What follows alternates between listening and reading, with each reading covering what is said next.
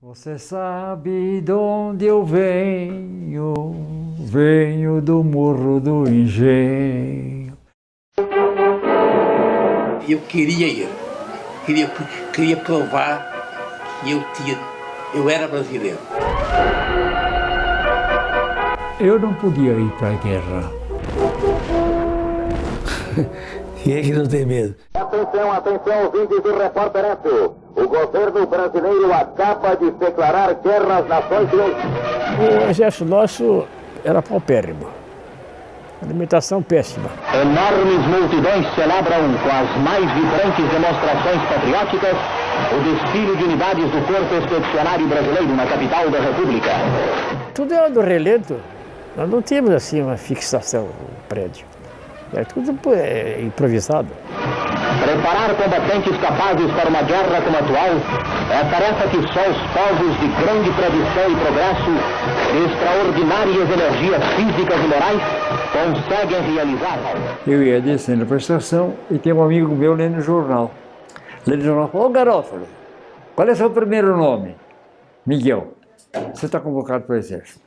Está aqui no jornal. E eu falei, eu não vou ficar aqui em Campo Grande, Mato Grosso, naquele tempo 30 mil habitantes. Eu aproveitei um ensejo lá de um parente que estava viajando para o Rio, a passeio.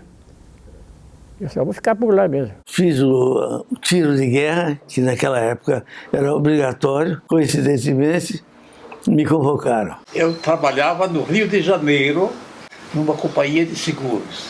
Eu fui chamado por um diretor que disse que não poderia me deixar continuar trabalhando nessa seção, pela minha condição de nome. Fui discriminado. Aconteceu de não ter dado certo o emprego, fui para o exército e acabei indo para a guerra. Tinha meu pai meio de idade, minha mãe sempre doente, minha irmã doente, o irmão cego, meu irmão menor, e eu fui para a guerra. Eu tive um acidente, fraturei o fêmur, um ano antes de ser convocado.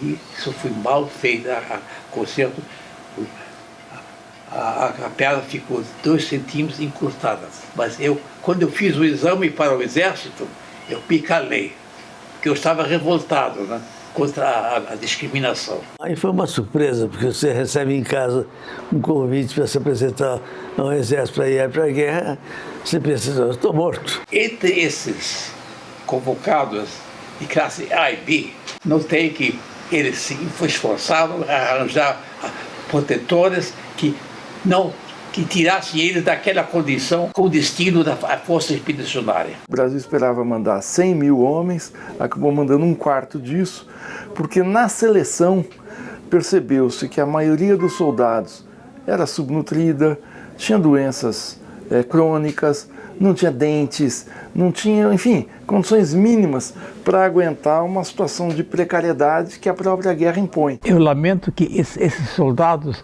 foram muito mal preparados aqui no Brasil. A instrução nossa mesmo foi muito fraca. Foi só montar e desmontar a metralhadora e aí marchar. O fardamento também era insuficiente. Era o nosso brim. Arroz, feijão, mas tudo rústico, tudo coisa de terceira. Mosquito em cima. Rapaz. E a gente comia aquilo. Assim passamos quase 2 anos nos preparando. Mas preparando para quê? De nada. Né? A questão do afundamento dos navios brasileiros é uma das histórias contadas como sendo o motivo para a entrada do Brasil na guerra. Mas a gente não pode achar que isso foi tudo. O país queria aprimorar a sua industrialização e fortalecer os seus exércitos, as suas forças armadas. O fato é que existiam 2 pressões pela entrada no Brasil na guerra.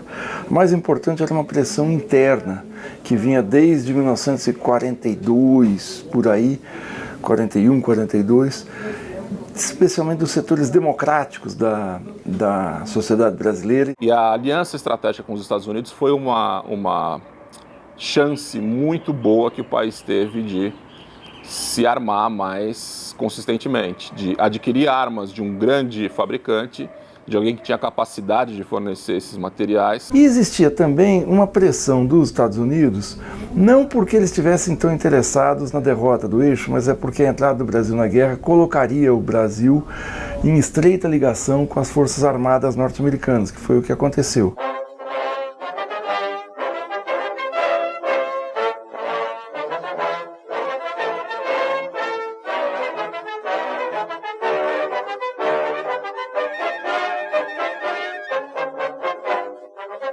Foram 15 dias no mar, zigue-zagueando, para se proteger contra ataques de submarinos. Eram 2 navios, 2 transatlânticos, com o nome de generais americanos. Ouvindo músicas patrióticas. E com uma disciplina rígida que o americano exigia. Ali é só algazarra, só brincadeira, só voverio, porque era muita gente, né? Entramos no Mediterrâneo, ali na altura de Gibraltar, que fomos avisados pelo alto-falante do navio que nós estávamos nos dirigindo para Nápoles. A chegada em Nápoles foi de manhã cedo, ao levantar o sol. Tudo destruído, tudo virado do avesso lá. Tínhamos que descer do navio, passando por outros destroços, para chegar em terra. Fui o primeiro do meu batalhão que eu desci em terra. O exército brasileiro, ele foi agregado ao exército americano,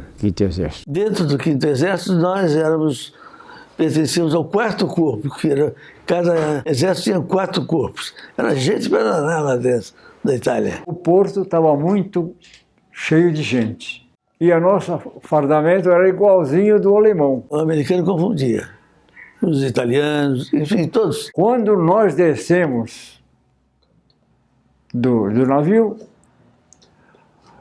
e o povo começou a xingar nós. Achincalhava o brasileiro porque achava que era alemão. Eu disse para ele em italiano: pois não somos tedeschi, somos brasilianos. A roupa que a gente usava, o uniforme, era também tudo largo. A roupa, infelizmente, não era própria para o clima da Itália, mas aos poucos o americano substituiu. Em vez do capacete, recebíamos um chapéu. Depois que eles receberiam o capacete americano. O exército brasileiro, na época, não tinha preparação suficiente para manter uma tropa em combate. Tanto de organização, como de munição e treinamento de combate. E os alemães estão super treinados, eles já vinham com 4 anos de guerra. As armas que eles nos forneciam eram praticamente também antiquadas, que eles já não usavam pessoalmente. O nosso fuzil era do tempo da guerra da França, né? Pesava 5, 6 quilos. Nós tínhamos, tradicionalmente, armas alemãs. Tinha pouca coisa naquela época. O Brasil era muito primitivo em meio de guerra. As nossas nem levamos, porque eram obsoletas, muito antigas, fora de uso. Então aprendemos a lidar com todo o material americano da época, né? Lançamento de granada, morteiro, minas, né? Metralhadora, fuzil, Springfield, né? Tommy Gun. Comida americana, sempre.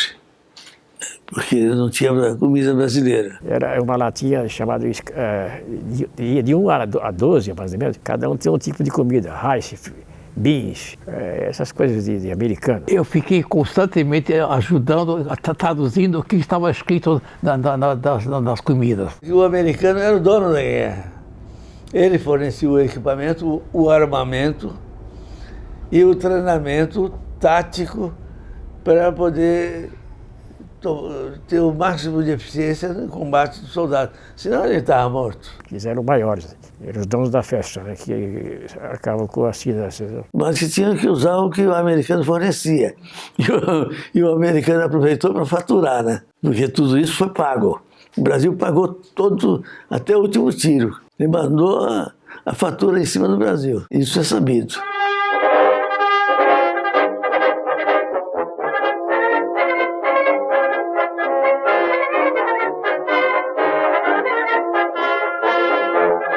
Primeiro dia, quieto. Segundo dia, quieto. Terceiro dia, a meio-dia começou o fogo, cerrado. Ali entramos embaixo de bala.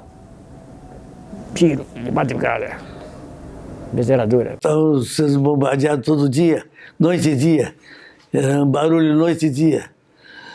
Tiro de artilharia em cima da gente todo o tempo, todo o tempo. Batia naquelas casas antigas da Itália, né?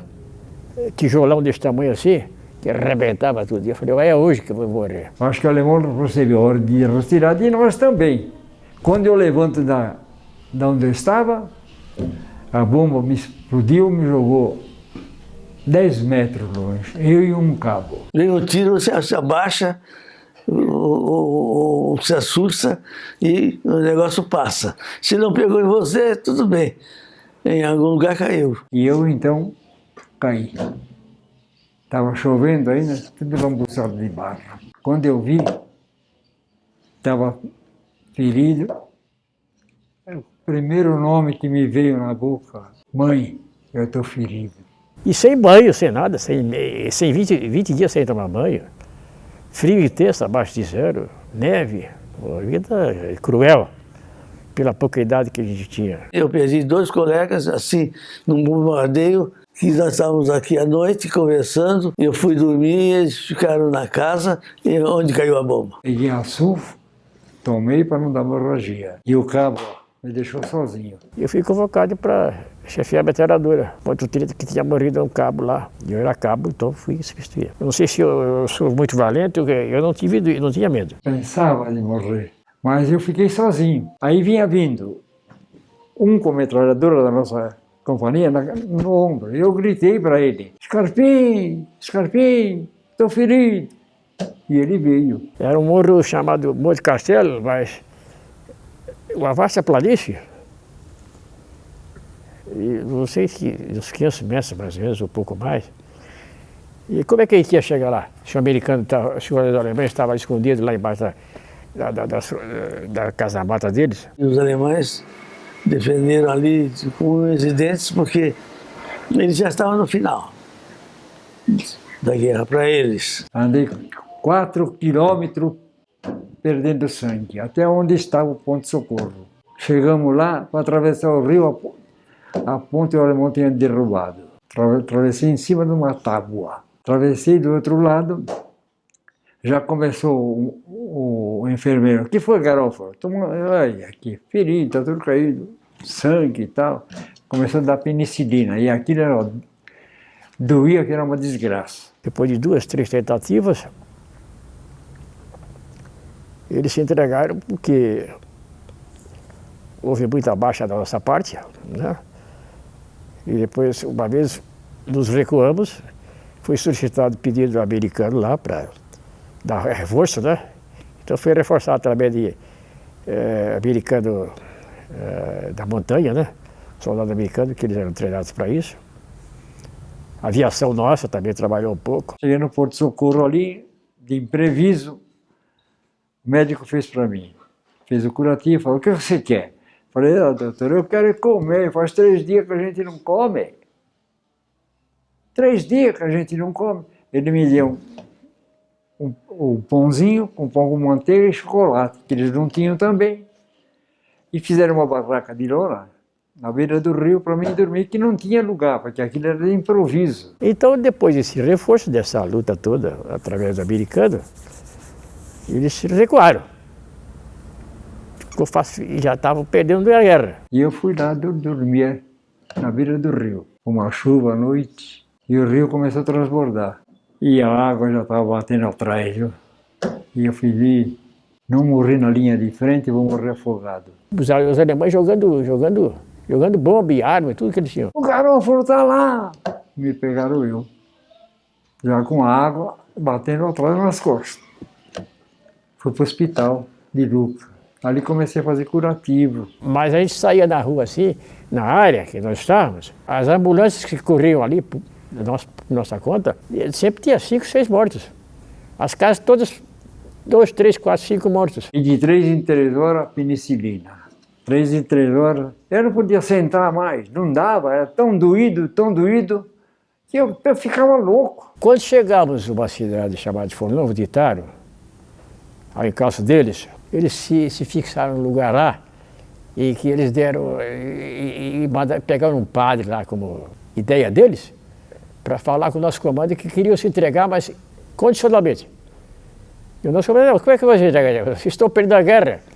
Não tem acerto, não. Um dia veio o gerente dali e disse para a moça, eu quero aprender a falar brasileiro.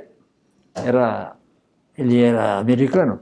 Então a cozinheira falou, vai falar com aquele moço lá que ele te ensina. E ele veio. Eu quero aprender a falar brasileiro. Eu falei, eu te ensino. Falei, aquela enfermeira vai me pagar. O coronel falou, vamos atacar. E subimos o morro. Um negócio de 3, 4 quilômetros mais ou menos de onde eles estavam. Eles estavam instalados 15 mil homens. Eu disse para ele, quando a enfermeira vier, ele percebeu. Ele falou, bom dia, lavou bunda hoje? Tá, ele, tá bom. O pessoal ficou todo ali de espera. Ela veio. Ele então chegou para ele, bom dia, aprendendo brasileiro, lavou bunda hoje? Era uma risada, viu? Uma risada de... Eu me nasci em 1920 e esse meu irmão, que estava na Alemanha, tinha nascido em 1922. E quando arrebentou a guerra, ele não pôde voltar, porque ele era considerado alemão. Eles não aguentaram o tranco. Eles se entregaram. Aí foi só festa, né? Porque eles levantaram aquela bandeira branca, pedindo socorro. Essa tropa toda foi entregue ao americano, né? Eles tomaram conta. Houve a rendição, assinatura de contratos, aquela coisa toda, né? E depois ficamos sabendo que no fim, quando os alemães já estavam perdendo a guerra, que ele também foi convocado. A retirada da frente oriental contra os russos, ele estava na retirada, desapareceu. Ele foi dado como desaparecido. Chegou um dia e falou, Garofalo, vai pro Brasil. Tá bom. Embarquei no dia seguinte. Foram 15 mil homens, mais ou menos, entre italianos e alemães. Mas eles estavam esquálidos, magros, sofridos, já de 40, 35 anos, por aí. Eu cheguei um pouquinho antes de terminar a guerra. Eu cheguei aqui, a guerra terminou. Amigo ouvinte, aqui fala o repórter Esso, testemunho ocular da história. A Rádio de Hamburgo, depois de transmitir o crepúsculo dos deuses durante muitas horas, acaba de anunciar o Führer morreu. Terminou a guerra, terminou a guerra, terminou a guerra. Foi uma alegria geral. Todo mundo festejou quando recebemos o aviso que a guerra tinha terminado. Foi só glória, tá? Depois disso aí, acabou a guerra para nós. A gente ficaria mais uns 10, 15 dias, 20 dias, só desfrutando da meninada lá, das facilidades da época, depois do pós-guerra.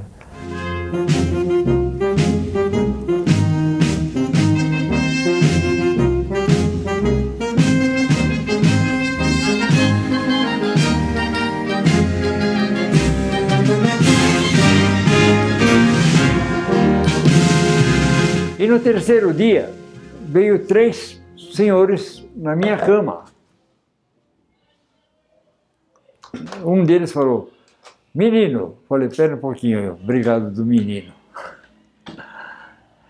O que aconteceu com você? Então eu mostrei para ele. Ele falou para mim, você sabe que não fui eu que mandei vocês para a guerra. Eu falei, sei. Foi Oswaldo Aranha, né? Falei, porque o senhor era do eixo. A favor do eixo. Não era? Era. Sabe quem era? Quem? Getúlio Vargas. É uma pena que não tem uma fotografia dele. Mas é verdade. Nem pensão davam. Apenas o Getúlio Vargas, já no navio, ele dispensou a turma. Todo mundo foi embora para casa. Eu vi no Rio de Janeiro, na volta, no Hospital Central do Exército, tinha uma sessão só de enlouquecidos pela guerra. Eram uns 40, 50. Como é que um cidadão que lutou numa guerra de 7, 8 meses, com tudo aquilo que aconteceu lá, desprovido de literatura, desprovido de base, de família, de de tudo, como é que ele vai se conduzir na vida? No Brasil, daquele tempo ainda, 70 anos atrás. No fim, foi no governo do Castelo Branco que ele legalizou essa pensão e os meios de vida dos ex-combatentes, porque muitos estavam na penúria. Em primeiro lugar, houve uma pensão para quem era inválido de guerra e para quem voltou com traumas psicológicos severos. Em 1988, com a Constituição, foi concedida uma pensão de forma geral para os ex-combatentes. Eu não me contentava com a minha participação, sabe?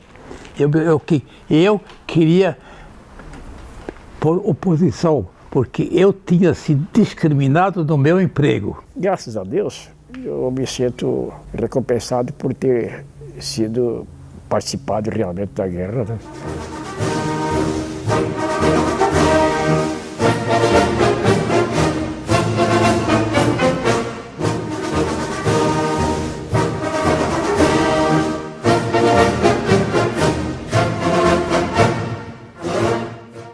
A coragem do brasileiro foi muito grande.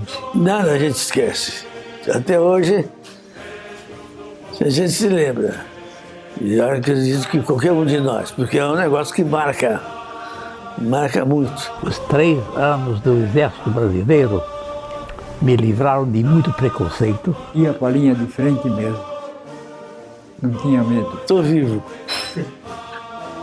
É esse o sentimento de alívio, de segurança. Isso tudo foi a guerra. Ganhamos a guerra.